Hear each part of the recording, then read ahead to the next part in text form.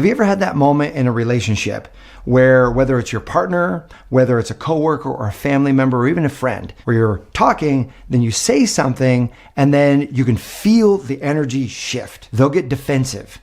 They might pull away or they might clam up. But definitely the feeling of that interaction changes. And you can sense that they feel judged or even criticized by you, but there's in no way, shape, or form any intent to criticize or judge on your end. What happened in that interaction? What I love about today's content is words are the tools for creating closeness in the relationship. And having the right words can create an impact of closeness and love and acceptance and togetherness. And the same intention with different words can create divide, can ignite defensiveness or trigger people in a certain way. Now, you and I know we are not responsible for how other people feel or how other people act, and we can grow our capacity, our skill set in the words that we use to help people actually receive the very intention that we're bringing to that interaction. There's this great definition about communication. The meaning of our communication is the result that we get. So in other words, if we're not getting the result we want, like the person's getting defensive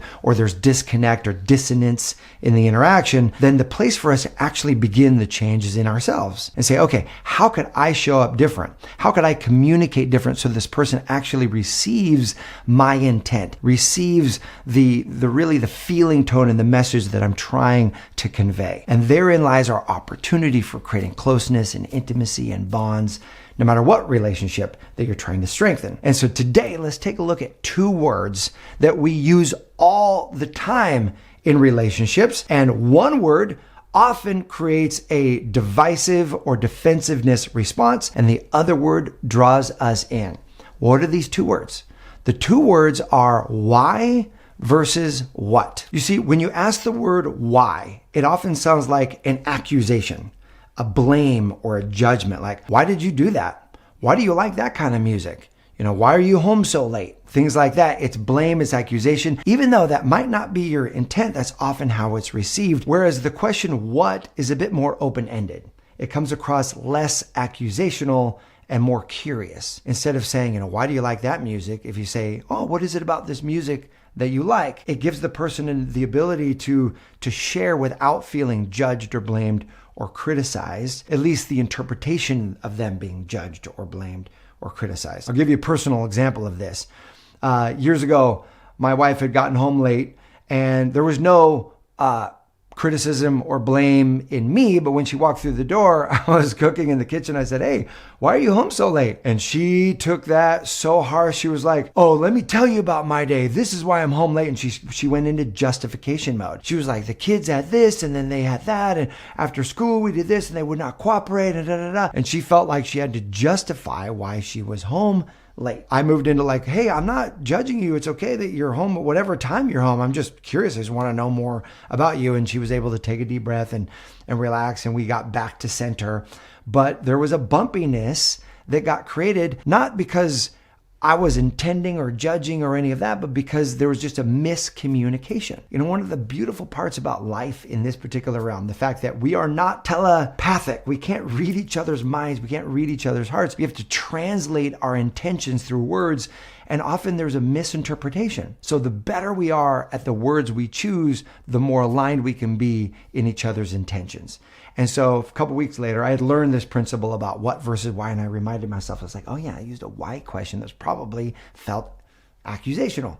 So she came home, she was late and she was out doing something. And so she came in and I said, instead of why are you home so late? I said, oh, tell me about your day. What happened for you today? And she was like, oh my gosh. And here's what happened for me today. And she began to unpack it, but it was from a place of sharing rather than a place of defensiveness. So let's take a look at a few examples so that you can use these in your everyday interaction and test it out. See if it leads to more connection, more closeness. See if it helps you avoid the friction that gets created when we use the why questions. Your guy says he's going to text you. You don't hear from him. Instead of saying, why didn't you text me back the next time you talk to him, you can say, hey, what was happening for you? I didn't hear from you.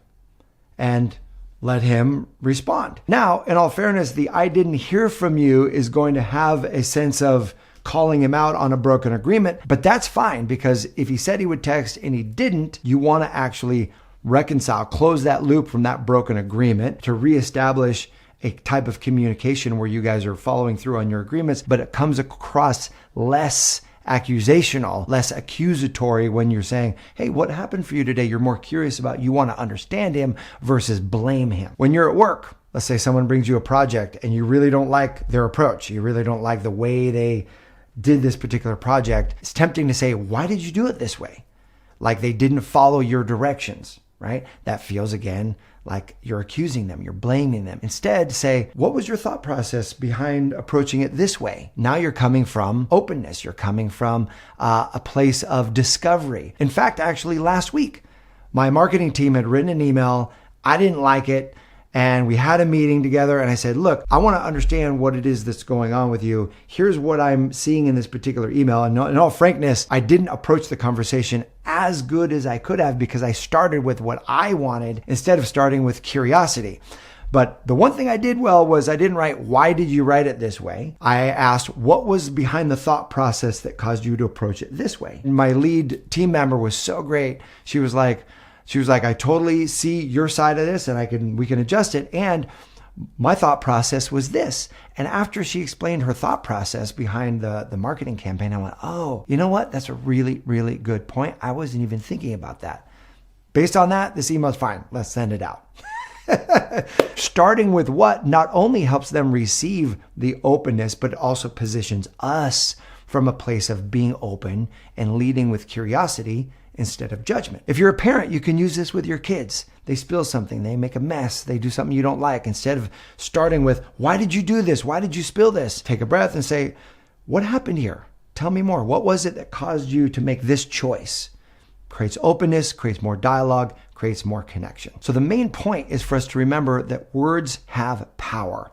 And we can be conscious about choosing words that create connection in our relationships. So my challenge for you is to put this on as an experiment. Try it out for a week. And anytime you start with the word why, pause yourself and just see if you can reform that sentence and starting with the word what and see what happens. And then I would love to hear from you. What other words have you found really lead to creating more open connection in a relationship versus divisiveness or judgment or resistance? Go ahead and share those in the comment section below. And know this, I believe in you. I appreciate you. I honor the part of you that always seeks to grow, always seeks to expand. That's why you're part of this community. And I'm holding the absolute best for all the love that you're increasing and receiving in the world. Thanks so much for watching. I'll see you soon.